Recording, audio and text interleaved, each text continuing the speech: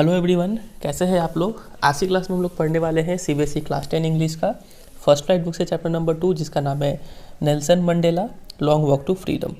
ठीक है, और इसके राइटर हैं नेल्सन रोहिलाला मंडेला। ठीक है, नेल्सन मंडेला का ही फुल नाम हो गया नेल्सन रोहिलाला मंडेला। ठीक है, चलिए सबसे पहले बिफोर यू रीड, तो अपार्टाइड ये वर्ड हमें समझना होगा। अपार्टाइड का मतलब क्या होता है, क्योंकि इसका जिक्र स्टोरी में बहुत बार होगा।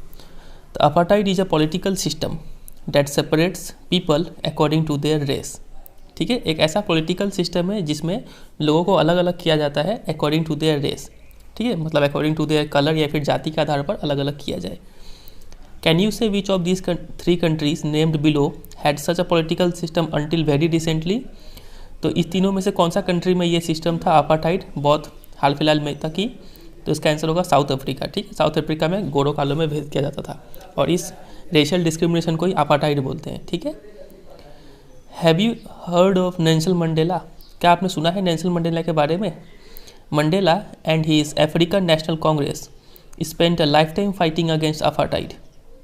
ठीक है, नेल्सन मंडेला और उनके जो पार्टी थी अफ्रीकन नेशनल कांग्रेस, उन्होंने अपना पूरा जीवन फाइट किया है इस अपार्टाइड के खिलाफ। ठीक है, अपार्टाइड मतलब racial discrimination. Mandela had to spend 30 years in prison, 30 साल उन्होंने जेल में व्यक्त किया। Finally democratic elections were held in South Africa in 1994। ठीक है, डेमोक्रेटिक इलेक्शन मतलब लोगों ने वोटिंग करके लीडर को चुनना स्टार्ट किया 1994 में, और जैसे ही डेमोक्रेसी आ गया साउथ अफ्रीका में तभी ये अपार्टाइड जो है वो हट गया। And Mandela became the first black president of the new nation. ठीक है, पहले काले प्रेसिडेंट थे साउथ अफ्रीका के। तो ये आपको डेट याद रखना है 1994। नेल्सन मंडेला का नाम तो आपको याद ही है, उनका पार्टी का नाम याद रखना है अफ्रीकन नेशनल कांग्रेस। 30 ईयर्स उन्होंने प्रिजन में स्पेंड किया, वो याद रखना है। और 1994 में डेमोक्रेटिक इलेक्शन हुआ, ये आपको याद रखना है। तो नीचे ये जो बॉक्स में एक BBC का न्यूज़ से एक छोटा सा पार्ट छपा हुआ है, उसको हम लोग पढ़ेंगे। तो उससे पहले ये पढ़ लेते हैं। In this extract from his autobiography long walk to freedom. तो आज का जो ये स्टोरी है एक छोटा सा पार्ट है उनके ऑटोबायोग्राफी का। ऑटोबायोग्राफी का नाम है लॉन्ग वॉक टू फ्रीडम, एक बुक है। ठीक है, उस बुक का एक छोटा सा पार्ट इस स्टोरी में डिस्कस किया गया है। और इस बुक के राइटर तो आपको पता ही है नेल्सन मंडेला ही होंगे। तो और ऑटोबायोग्राफी का मतलब आपको पता ही होगा। ऑटोबायोग्राफी का मतलब होता है ऑटो मतलब सेल्फ, बायो मतलब लाइफ, और ग्राफी मतलब राइट, मतलब अपने लाइफ के बारे में लिखना, और ऑटो मतलब सेल्फ, खुद से लिखना। ठीक है, उसको बोलते हैं ऑटोबायोग्राफी। तो चलिए देखते हैं इस बॉक्स में क्या छपा हुआ है उनके बारे में। BBC ने छपा हुआ है ये। तो हेडिंग है Mandela becomes South Africa's first black president. ठीक है, समझ में आ गया होगा। Nelson Mandela has become South Africa's first black president after more than 3 centuries of white rule. तो अब ये देखिए कितना लंबा समय है, 300 साल गोरे लोगों ने राज किया। अब उसके बाद पहले काले प्रेसिडेंट बने थे नेल्सन मंडेला साउथ अफ्रीका के, वो भी कब 1994 में। ठीक है, mister Mandela's African national Congress party won 252 of the 400 seats in the first democratic elections of south Africa's history. तो 400 सीट में से 252 सीट्स उनकी पार्टी ने जीता था इस इलेक्शन में। ठीक है, और द इनॉग्रेशन सेरेमनी, और उस दिन जो वो शपथ लेने वाले थे 10 मई 1994 को, वो क्या करने वाले थे, इनॉग्रेशन सेरेमनी था उस दिन, मतलब वो उस दिन ओथ टेकिंग था उनका। Took place in the union buildings amphi theatre. ठीक है, यूनियन बिल्डिंग्स में ये इनॉग्रेशन सेरेमनी हेल्ड किया गया था। यूनियन बिल्डिंग्स क्या होता है, जैसे इंडिया में पार्लियामेंट हो गया, जितने भी सरकारी जो अफसर लोग हैं वहीं पे बैठते हैं, MP लोग वहाँ पे बैठते हैं, वैसे ही वहाँ पे भी साउथ अफ्रीका में क्या है, यूनियन बिल्डिंग्स है। तो वहाँ पे जो MP थिएटर था, MP थिएटर क्या होता है, नीचे यहाँ पे मीनिंग दिया गया था, एक सर्कुलर बिल्डिंग होता है, आप पिक्चर में देख लीजिए, इसको बोलते हैं MP थिएटर। ठीक है, इन प्रेटोरिया टुडे, प्रेटोरिया पता है आपको साउथ अफ्रीका का कैपिटल है। तो वहाँ पे इनॉग्रेशन सेरेमनी हेल्ड किया गया था। तो आपको ये प्लेस याद रखना है। ठीक है, कहाँ पे इनॉग्रेशन सेरेमनी हुआ था, union buildings MP theatre in Pretoria. कब हुआ था, 10 मई 1994। चलिए, attended by politicians and dignitaries from more than 140 countries around the world. तो उस इनॉग्रेशन सेरेमनी में कई सारे पॉलिटिशियंस आए थे और डिग्निटरीज, जाने माने लोग आए थे, फ्रॉम मोर देन 140 कंट्रीज। ठीक है, पूरे वर्ल्ड के 140 कंट्रीज़ में से सब पॉलिटिशियंस और डिग्निटरीज आए थे। Never never again will this beautiful land experience the oppression of one by another, said Nelson Mandela in his address.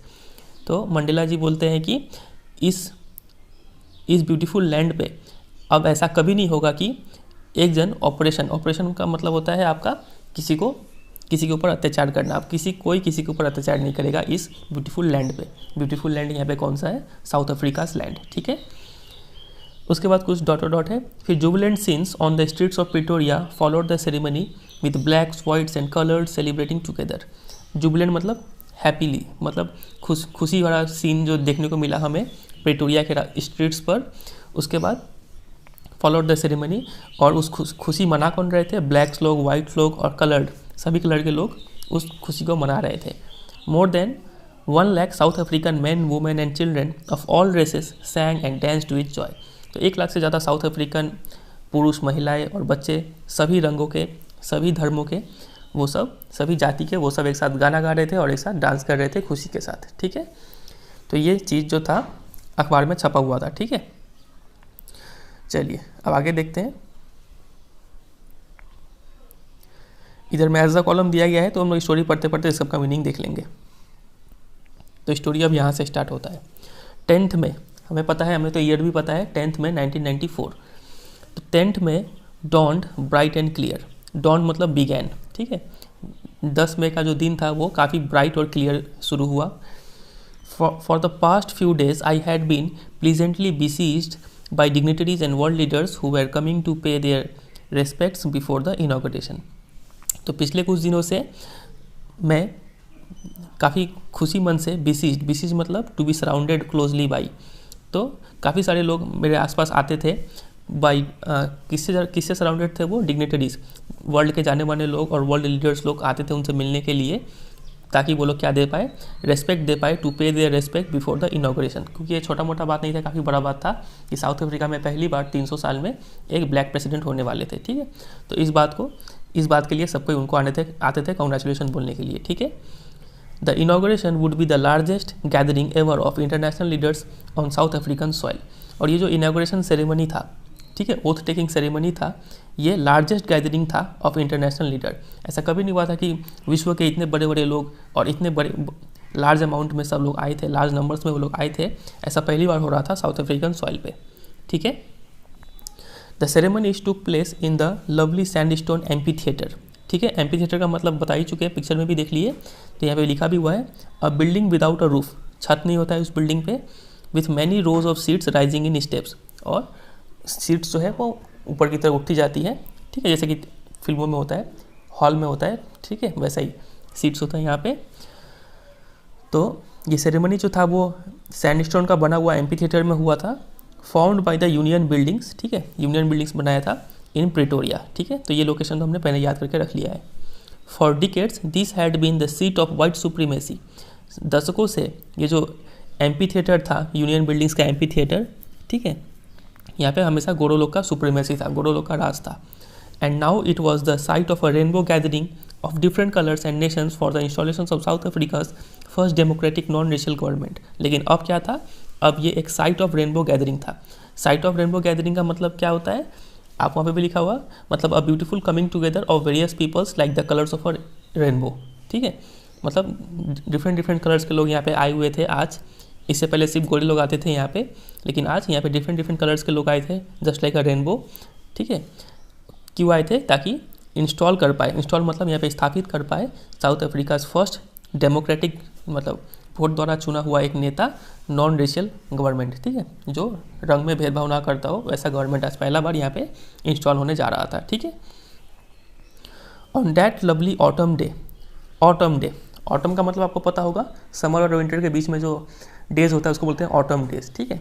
तो चूंकि साउथ अफ्रीका साउदर्न हेमिस्फीयर में आता है, तो वहाँ पे मई का महीना में ऑटम होता है, ठीक है। तो वही यहाँ पे बोला गया है कि on that autumn day I was accompanied by my daughter Zenani. तो वहाँ पे उनकी बेटी भी थी Zenani. On the podium, on the stage, ठीक है, पोडियम मतलब जहाँ पे पैर रखते हैं, मतलब on the stage, mister de Klerk was first sworn in as second deputy president. Deputy मतलब वाइस प्रेसिडेंट, ठीक है।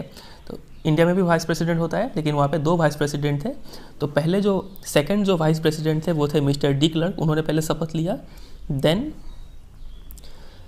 थाबो Mbeki was sworn in as first deputy president.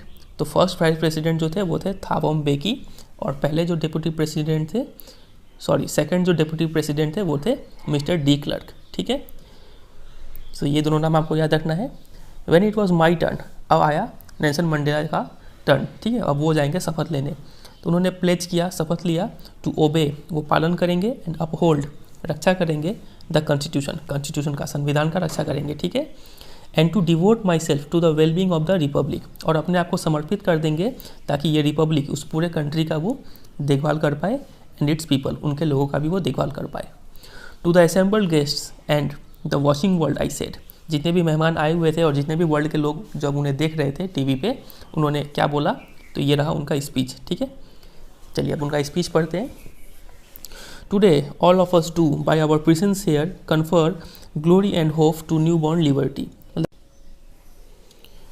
तो वो बोलते हैं आज ऑल ऑफ अस डू, हम सभी लोग यहाँ पे उपस्थित होके कन्फर, कन्फर का मतलब होता है गिव, ये देते हैं, क्या देते हैं, glory and hope to our new born liberty. आज हम लोग ग्लोरी एंड होप, ग्लोरी का मतलब होता है सम्मान, ठीक है, सम्मान देते हैं और एक उम्मीद देते हैं, ये जो नया नया जो जन्म लिया है आज़ादी, लिबर्टी, उस आज़ादी को आज हम लोग सब यहाँ पे उपस्थित होके ये होप देते हैं और सम्मान देते हैं, ठीक है। Out of the experience of an extraordinary human disaster that lasted too long, तो हमने जो एक्सपीरियंस किया था, एक्स्ट्रा ऑर्डिनरी मतलब ऑर्डिनरी नहीं, एक्स्ट्रा ऑर्डिनरी, काफ़ी बहुत ही बड़ा हमने जो ह्यूमन डिजास्टर एक्सपीरियंस किया था, तो उस एक्सपीरियंस से, ठीक है, वो एक्सपीरियंस जो काफ़ी लंबा लास्ट किया था, मतलब 300 साल वो जो हमें डिस्क्रिमिनेशन झेलना पड़ा, उस 300 साल का ये एक्सपीरियंस से must be born a society, उस एक्सपीरियंस का वजह से अब एक सोसाइटी जन्म लिया है, of which all humanity will be proud, ऐसा सोसाइटी जन्म लिया है जिस सोसाइटी पे पूरे मानवता जो समाज है उनको गर्व होगा, ठीक है।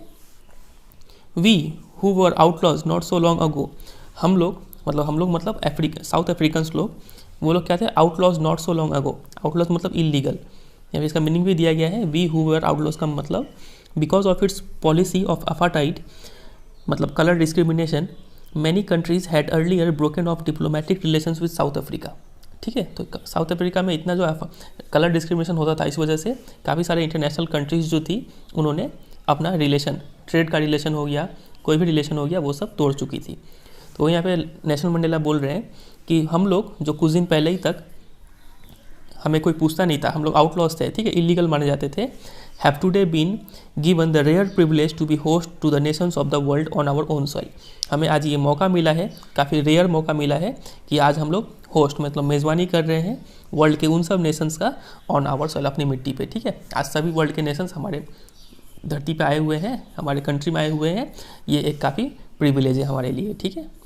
We thank all of our distinguished international guests for having come to take possession with the people of our country of what is after all a common victory for justice, for peace and for human dignity। तो हम सब मिलके thank करते हैं, जितने भी international guest जो आए हुए हैं उन सबको हम थैंक यू बोलते हैं, ताकि वो लोग आए हैं हमारे लोगों के साथ इस खुशी में पार्टनरशिप करने के लिए, ठीक है। आप खुशी बांटने के लिए जो इंटरनेशनल लीडर्स लोग आए हुए हैं, हम लोग सब उनका थैंक यू बोलते हैं, उनका स्वागत करते हैं, ताकि वो लोग भी आए और ये खुशी का साझा करें, मतलब take position with the people of our country, मतलब हमारे देश के लोगों के साथ साथ वो लोग भी इस खुशी का हिस्सा बने। तो ये जो विक्ट्री मिला है, उस विक्ट्री का खुशी आप लोग भी शेयर करने आए, उसके लिए थैंक यू, ठीक है। We have at last achieved our political emancipation, emancipation का मतलब होता है फ्रीडम। तो हमने अंत में अपना फ्रीडम हासिल कर लिया। We pledge ourselves to liberate all our people from the continuing bondage of poverty, deprivation, suffering, gender and other discrimination। तो आज हम ये शपथ लेते हैं, अपने आप से ये शपथ लेते हैं कि, प्रण लेते हैं कि आज हम लोग सब उन लोगों को आज़ाद करवा देंगे जो लोग इस पॉवर्टी के जो बंधन में बंध चुके हैं, गरीबी के बंधन से उभारेंगे, डिप्रीवेशन, अगर उनको कोई चीज़ नहीं मिल रहा है तो उन्हें वो चीज़ पहुँचाएंगे, सफरिंग एंड करेंगे, जेंडर और कोई भी तरह का जो भेदभाव होता है उन सब भेदभाव से आज हम लोग उन्हें क्या करेंगे, लिबरेट करेंगे। तो ये करने का आज हम सब लोग प्रण लेते हैं, ठीक है, ऐसा उन्होंने कहा। Never never and never again shall it be that this beautiful land will again experience the oppression of one by another.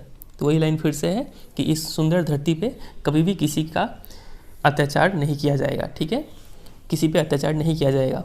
The sun shall never set on so glorious a human achievement. तो the sun shall never set, ये सूरज कभी नहीं ढलेगा यहाँ पे इतना अच्छा human achievement पे, मतलब यहाँ पे अंधकार कभी नहीं आएगा, सन हमेशा शाइन करता रहेगा और ये लिबर्टी जो है हमारा हमेशा बरकरार रहेगा।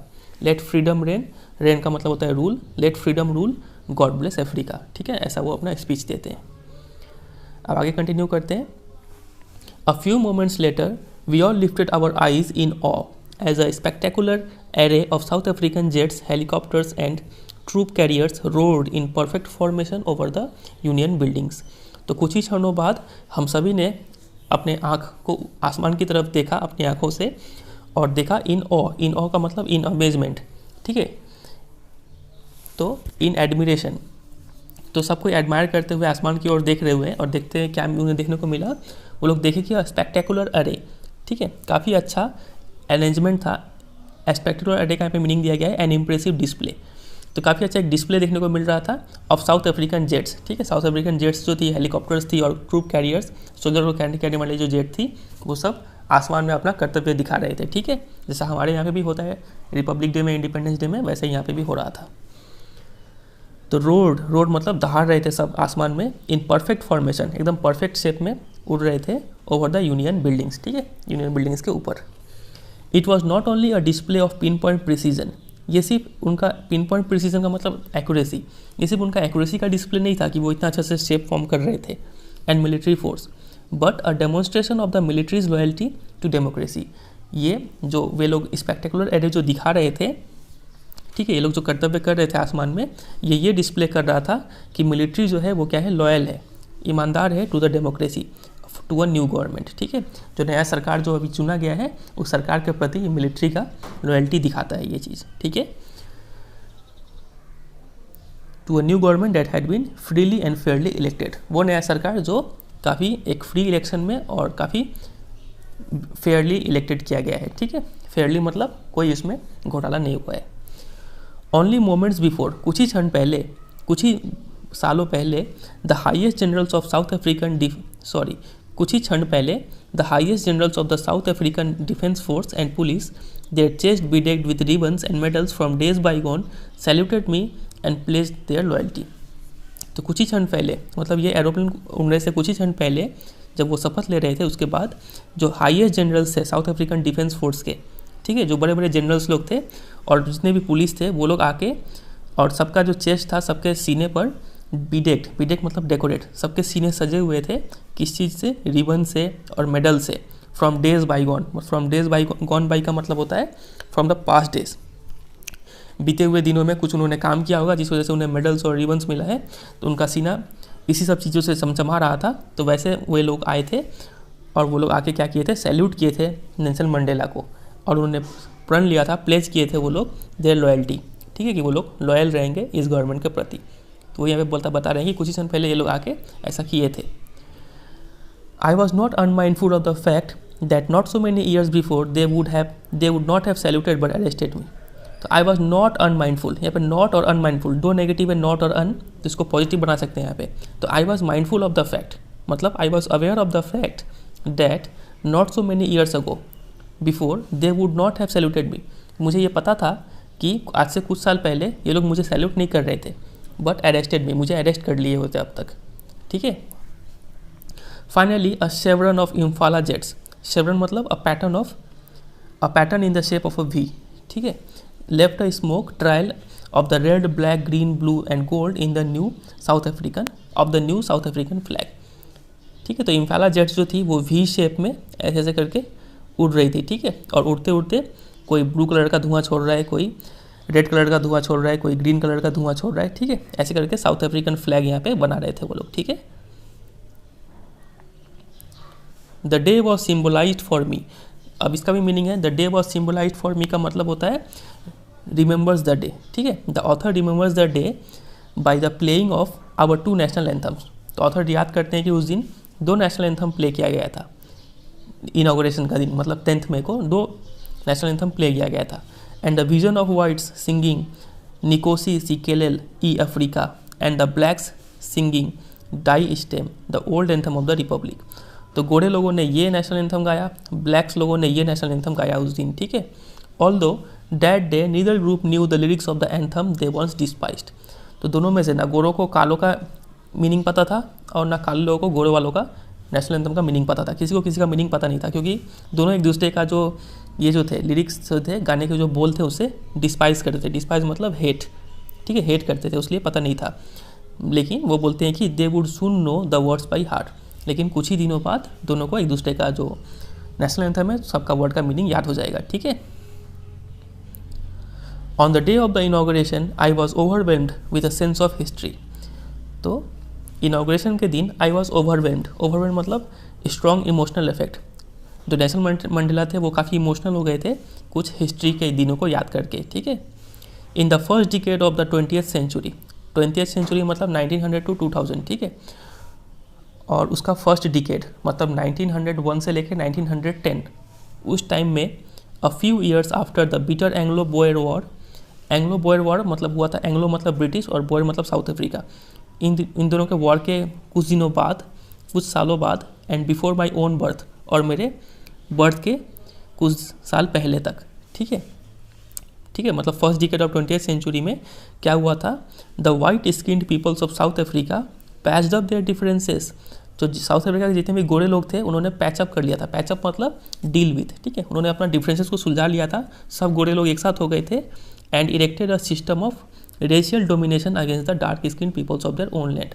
और उन्होंने एक ऐसा सिस्टम इरेक्ट कर दिया, इरेक्ट मतलब सेटअप, ऐसा सिस्टम ला दिया, ऐसा पॉलिटिकल सिस्टम ला दिया जो रेशियल डोमिनेशन करता था, ठीक है, रंग के आधार पर भेदभाव करता था against the dark skin peoples of their own land, ठीक है। उनके ही कंट्री के जो काले लोग थे उन पर अत्याचार करना स्टार्ट हो गया, और इसी को तो हम लोग बोलते हैं अपार्टाइड, ठीक है। अपार्टाइड कीवर्ड हो गया, आपको यहाँ पे याद रखना है, APARTHEID,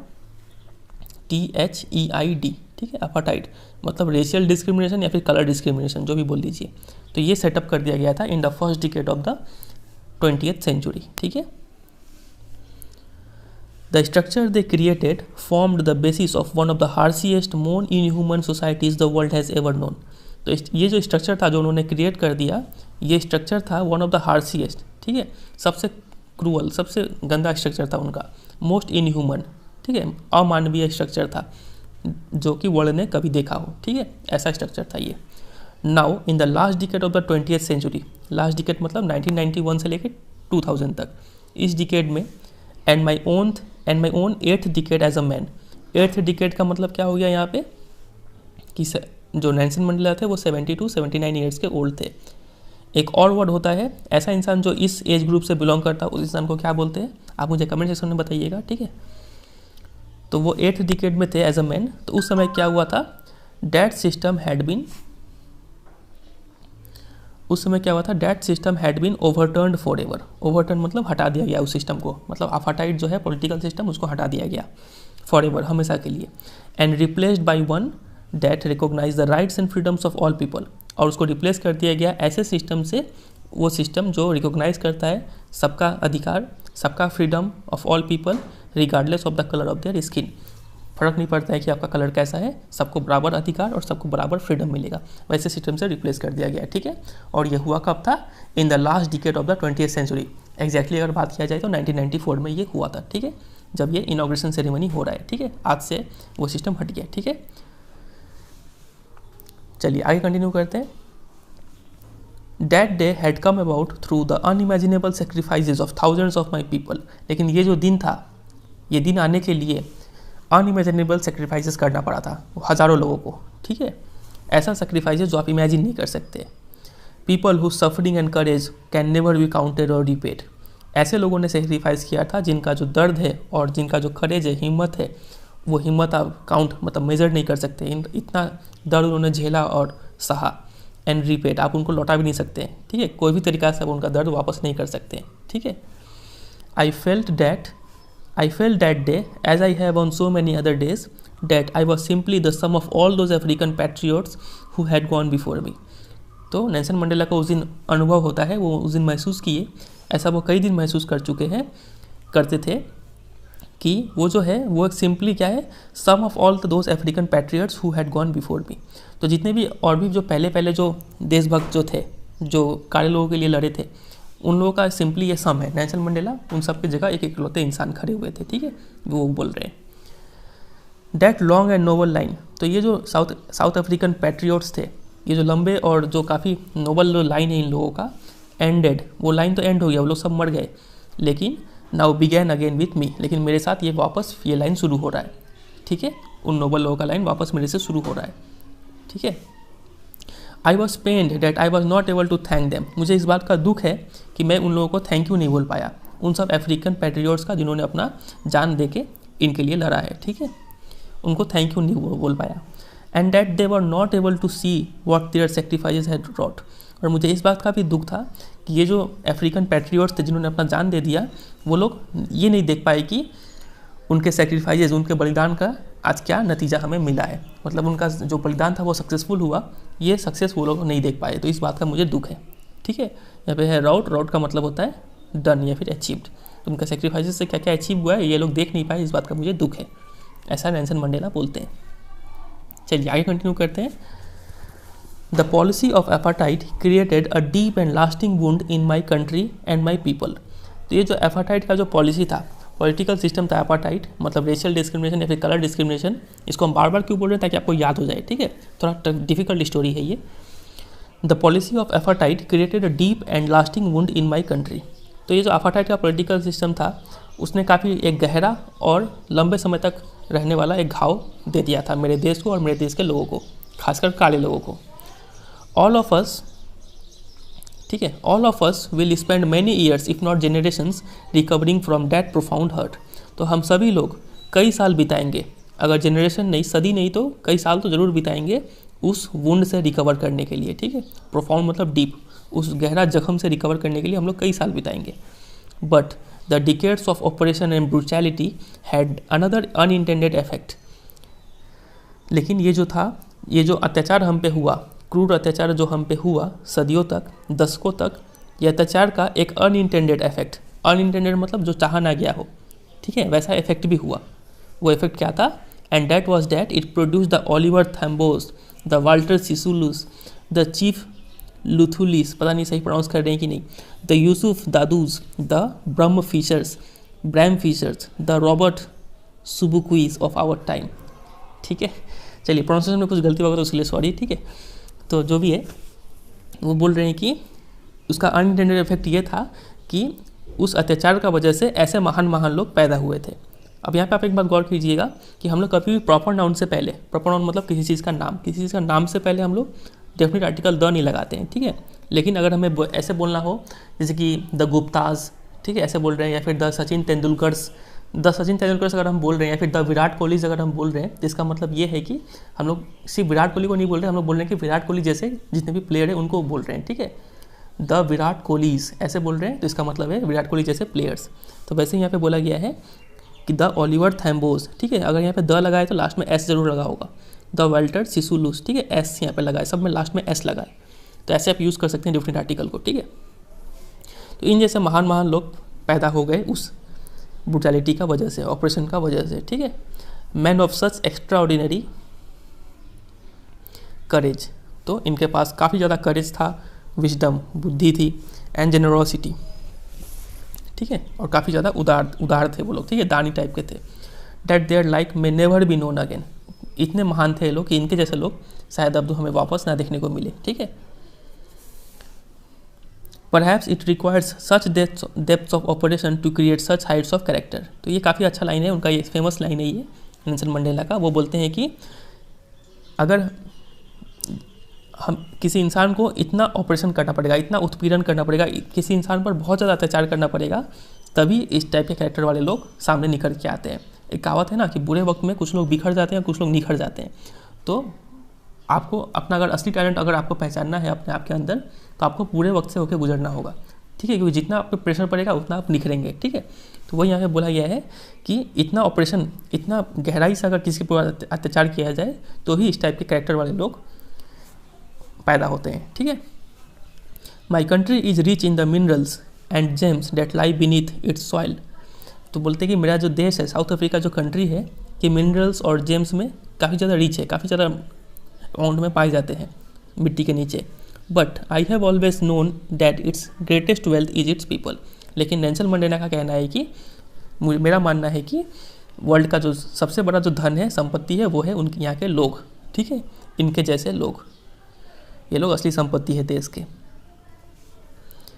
is its people finer and truer than the purest diamonds, तो प्योर जो डायमंड होता है ना, हीरा जो होता है, उससे भी प्योर है ये लोग और उससे भी सच्चे हैं ये लोग, ठीक है। तो ये लोग देश के असली वेल्थ है, ऐसा नेल्सन मंडेला बोलते हैं अपने स्पीच में। It is from these comrades in the struggle, comrades का मतलब होता है साथी, ठीक है, ऐसे ही साथी लोग जो थे स्ट्रगल, मेरे स्ट्रगल में, इस रेशियल डिस्क्रिमिनेशन को हटाने में, ऐसे साथी की वजह से ही that I learn the meaning of courage, मुझे करेज वर्ड का मीनिंग क्या होता है असली मायने में समझ में आया, ठीक है। Time and again I have seen men and women risk and give their lives for an idea, मैंने कई बार ऐसा देखा है कि पुरुष हो या फिर महिलाएं हो, उन्होंने अपने जीवन को दान दे दिया है किसी एक कॉज के खिलाफ लड़ते हुए, ठीक है, कॉज के लिए लड़ते हुए।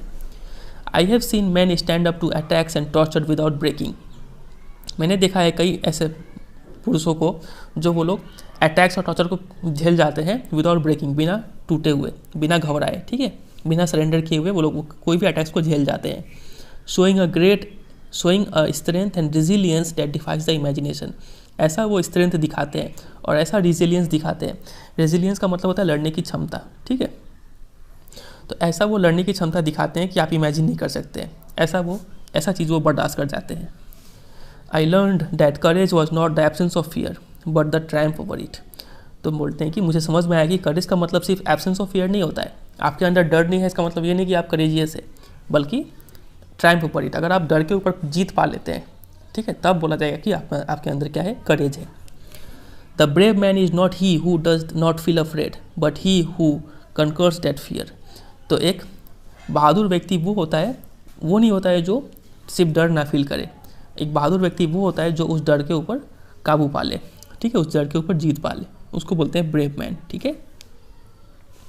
No one is born hating another person because of the colour of his skin or his background or his religion, तो कोई भी इंसान अपने दिल में नफरत लेकर पैदा नहीं होता है, ये पैराग्राफ काफ़ी अच्छा है, ठीक है, इसको ध्यान से सुनिएगा।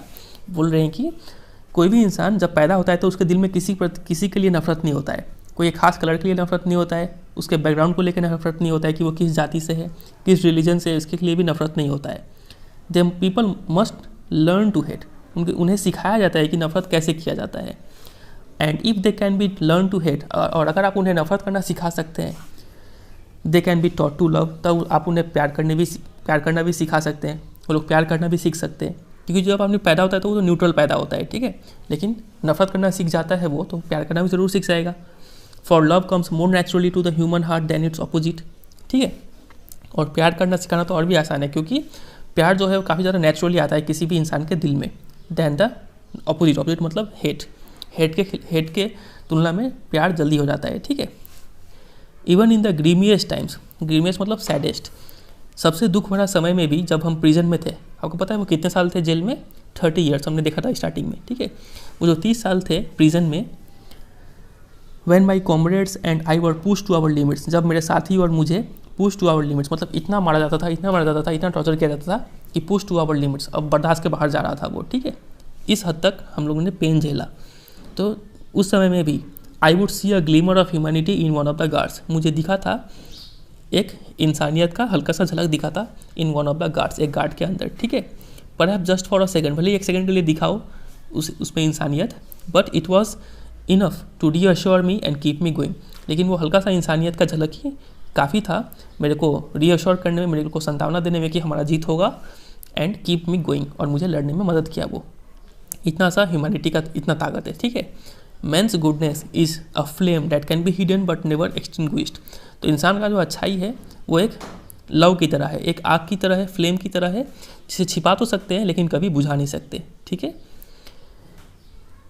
In life every man has twin obligations, तो किसी भी इंसान के जीवन में हमेशा दो ऑब्लिगेशन मतलब दो ड्यूटी होता है, ठीक है, दो काम होता है किसी भी इंसान के लाइफ में, वो दो काम क्या होता है, ऑब्लिगेशन टू हिज फैमिली, एक काम टू हिज पेरेंट्स और to his wife and children, एक ऑब्लिगेशन एक ड्यूटी तो होता है फैमिली की तरफ, पेरेंट्स की तरफ, पत्नी की तरफ, बच्चों की तरफ, एंड दूसरी ऑब्लिगेशन ये होता है he has an obligation to his people, उसके समुदाय के लोगों के प्रति भी एक ड्यूटी होता है, उसके कम्युनिटी के प्रति भी एक ड्यूटी होता है, उसकी कंट्री के प्रति भी एक ड्यूटी होता है, ठीक है। तो समझ में आ गया दो ड्यूटी कौन सा होता है, एक फैमिली की तरफ और एक बाकी लोगों की तरफ, अपने कंट्री की तरफ, ठीक है। In a civil and humane society, तो किसी भी नॉर्मल एक सभ्य और इंसानियत वाले सोसाइटी में each man is able to fulfil these obligations according to his own inclinations and abilities. तो हर एक इंसान ये दोनों ही ड्यूटी काफ़ी अच्छे से निभा सकता है, अपने इंक्लिनेशन, अपने इच्छा के हिसाब से, और अपने एबिलिटी मतलब ताकत के हिसाब से वो दोनों ही ड्यूटी परफॉर्म कर सकता है, जैसा कि नॉर्मली हम इंडिया में भी करते हैं ऐसा, ठीक है, कोई इसमें रुकावट नहीं है। But in a country like South Africa, लेकिन साउथ अफ्रीका जैसे कंट्री में it was almost impossible for a man of my birth and colour to fulfil both of those obligations. ये एक इम्पॉसिबल जैसा चीज़ था कि एक इंसान जो मेरे जैसा कम्युनिटी में पैदा हुआ हो और मेरे कलर का हो, वो इंसान इन दोनों ड्यूटी को एक साथ परफॉर्म नहीं कर सकता है साउथ अफ्रीका जैसे कंट्री में, ठीक है। क्यों, ऐसा क्या होता है? In South Africa a man of colour who attempted to live as a human being was punished and isolated. तो साउथ अफ्रीका में एक मैन ऑफ कलर मतलब ब्लैक मैन, एक काला इंसान अगर अटेम्प्ट करे कि एक ह्यूमन बींग की तरह वो रहे, तो उस इंसान को क्या किया जाएगा? पनिश किया जाएगा, और आइसोलेट मतलब अलग कर दिया जाएगा समाज से, ठीक है। In South Africa a man who tried to fulfil his duty to his people was inevitably ripped from his family and his home and was force to live a life apart. तो South Africa में अगर एक इंसान कोशिश करे कि वो duty to his people मतलब कंट्री के प्रति अगर वो ड्यूटी निभाना चाहे, तो उसको इनएविटेबली मतलब अनअवॉइडेबली उसको फोर्सिबली क्या किया जाएगा? रिप्ड फ्रॉम हिज फैमिली से अलग कर दिया जाएगा, एंड हिज होम घर से अलग कर दिया जाएगा, और उसको मजबूर किया जाएगा एक ज़िंदगी जिए, एक अलग ज़िंदगी जिए, a twilight existence of secrecy and rebellion, ठीक है। ट्विलाइट मतलब सन ढलने का बाद और रात होने से पहले जो अंधेरा का समय होता है, उस समय को बोलते हैं ट्विलाइट, ठीक है। एक अंधकार भरा जीवन जीने को मजबूर कर देते हैं, ऑफ सीक्रेसी सीक्रेट लाइफ, और एक रिबिलियन का लाइफ राजद्रोही का लाइफ जीने में मजबूर कर देते हैं। I did not in the beginning choose to place my people above my family, but in attempting to serve my people, I found that I was prevented from fulfilling my obligations as a son, a brother, a father and a husband. तो शुरुआत में तो मैंने ऐसा नहीं किया कि मैं पहले देश को देखूँ फिर अपने फैमिली को देखूँ, ठीक है। शुरुआत में पहले मेरा जिम्मेदारी फैमिली के प्रति मैंने निभाया, लेकिन but in attempting to serve my people, जैसे ही मैं अपनी कंट्री के लोगों को मतलब काले लोगों को हेल्प करना चाहा, मैं पाया कि I found that I was prevented from fulfilling my obligations as a son. तो अगर मैं कंट्री के लोगों को हेल्प करने जाता हूँ तो मेरा फैमिली, मेरा बेटा, मेरा भाई, ठीक है, मेरे पिताजी, मेरे हस्बैंड और वाइफ जो भी है, उनके प्रति जो ड्यूटी है वो नहीं निभा पाते हैं। मतलब दोनों में से एक चूज़ करना होगा, क्या तो फैमिली चूज़ करो, नहीं तो आप कंट्री को चूज़ करो, ठीक है। ऐसा सिचुएशन था वहाँ पे। चलिए आगे कंटिन्यू करते हैं। उम्मीद करते हैं आप थक गए होंगे ना। चलिए फिर भी थोड़ा ही सा बचा है, ख़त्म कर डालते हैं। I was not born with hunger to be free. तो ये जो फ्री आज़ाद होने का जो भूख है मेरे अंदर, जब हम पैदा हुए थे तब नहीं था मेरे अंदर, ठीक है। आई वॉज बॉर्न फ्री, जब मैं पैदा हुआ था तो मुझे लग रहा था कि मैं फ्री हूँ, फ्री इन एवरी वे, हर तरीके से फ्री हूँ, दैट आई कुड नो, जैसे मुझे पता था। जिस हिसाब से सोच सकते हैं उस हिसाब से हम फ्री थे। Free to run in the fields near my mother's hut, ठीक है, अपने माँ की कुटिया के बगल में जो मैदान थे उसमें हम दौड़ सकते थे, ये फ्रीडम था। Free to swim in clear stream, ठीक है, साफ नदी में तैरने का फ्रीडम था। That ran through my village, जो हमारे गांव से होकर गुजरता था। Free to roast mealies under the stars, ठीक है, तो मिलीज को रोस्ट करने का भी फ्रीडम था। मिलीज क्या होता है? मकई होता है, आप पिक्चर में देख पा रहे हैं, उसको पकाने का फ्रीडम था। And ride the broad back of slow moving bulls, ठीक है, बैलों को चराने का फ्रीडम था। As long as I obeyed my father and abided by the customs of my tribe, I was not troubled by the laws of man और God. तो जब तक कि हम फादर को ओबे करते थे और जितने भी कस्टम्स थे, रीति रिवाज थे मेरे ट्राइब के, वो जब तक हम फॉलो करते थे, तब तक ना ही मुझे लॉज ऑफ मैन, कानूनी कोई प्रॉब्लम था, और ना ही कोई भगवान से कोई प्रॉब्लम था, ठीक है। It was only when I began to learn that my boyhood freedom was an illusion, when I discovered as a young man that my freedom had already been taken from me. तो मुझे it was only when I began to learn, तो मुझे ये तब realise हुआ कि मेरा freedom चला गया है। ये जो मेरा फ्रीडम है ये सिर्फ एक इल्यूजन है, एक छलावा है। मेरा जो फ्रीडम है मुझे तब पता चला जब उन्होंने डिस्कवर किया कि जब वो बड़े हो गए, उन्होंने पता चला कि मेरा आज़ादी तो पहले ही छीन चुके हैं ये लोग, ठीक है। जब वो बड़े हो गए तब ये रियलाइज़ हुआ कि मेरा आज़ादी तो पहले ही छीन चुका है।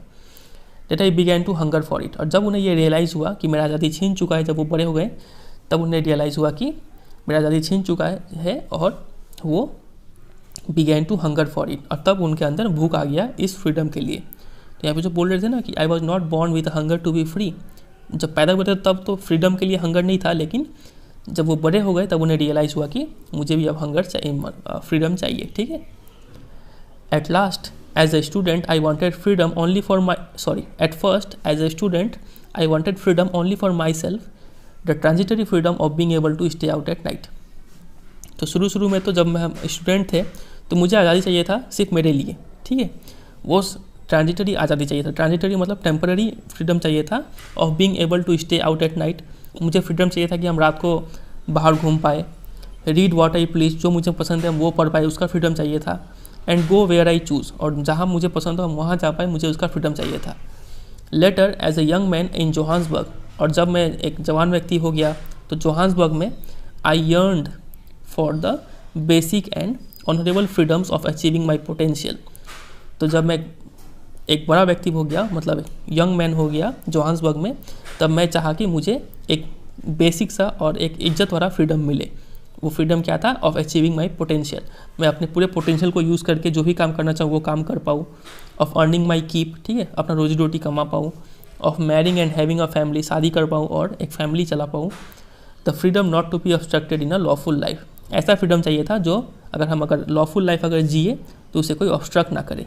ठीक है, मतलब लॉ एंड ऑर्डर एग्जिस्ट करे। ठीक है, कोई भी जब मन चाहे अरेस्ट ना कर ले, ऐसा फ्रीडम चाहिए था।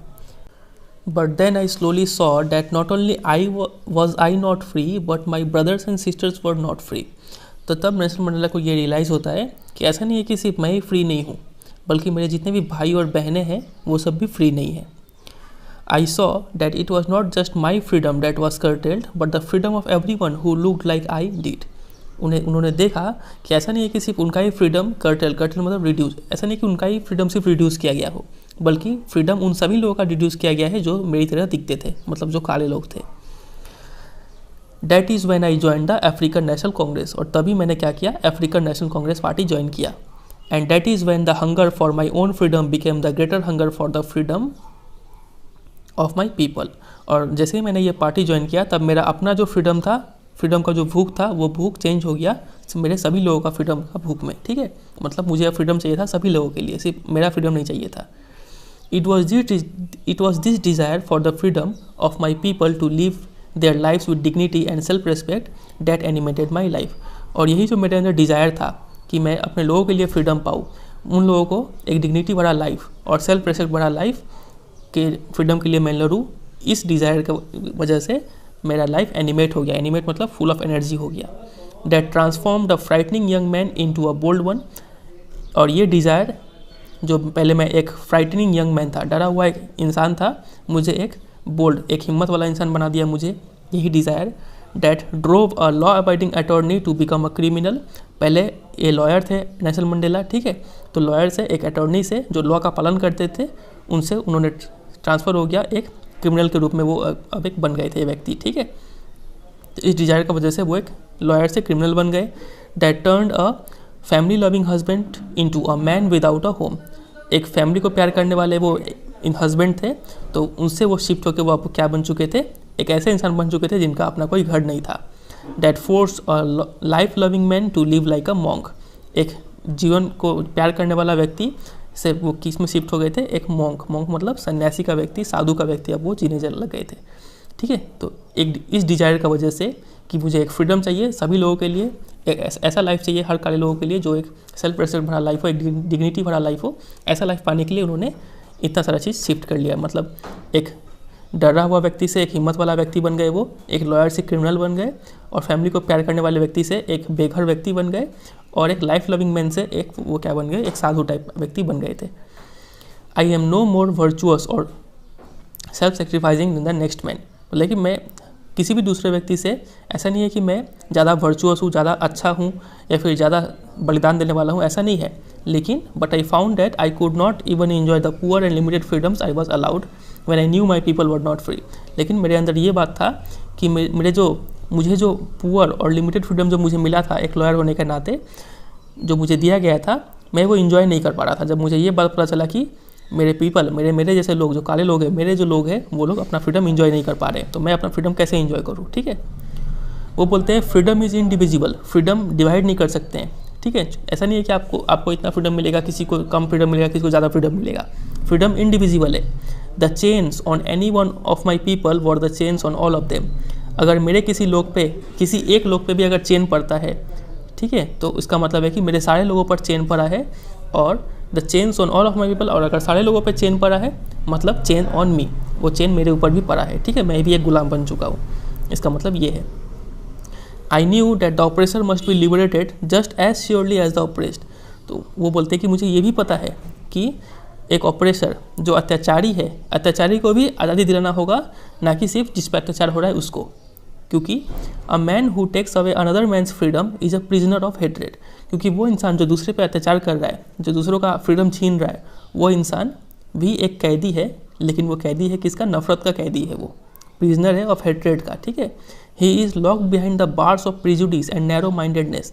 वो एक ऐसे जेल में बंद है जो प्रिजुडिस मतलब strong dislike without any good reason, जो किसी खास पर्सन को या फिर कोई चीज़ को हेट करते हो, उसको बोलते हैं प्रिजुडिस, ठीक है।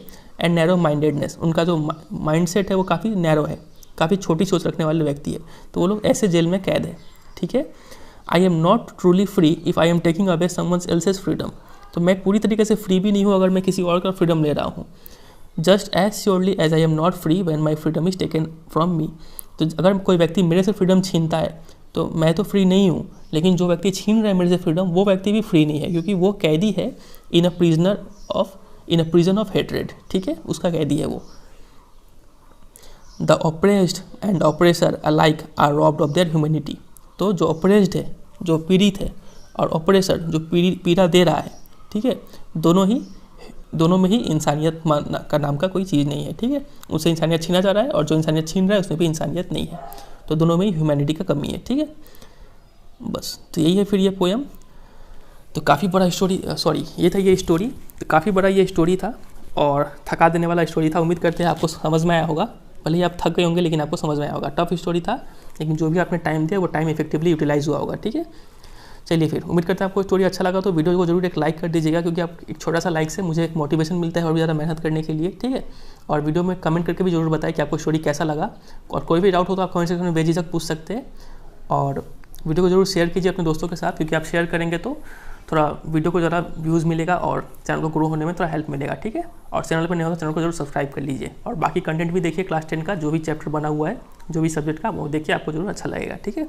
चलिए फिर मिलते हैं बहुत जल्द अगले चैप्टर के साथ, तब तक के लिए goodbye and take care.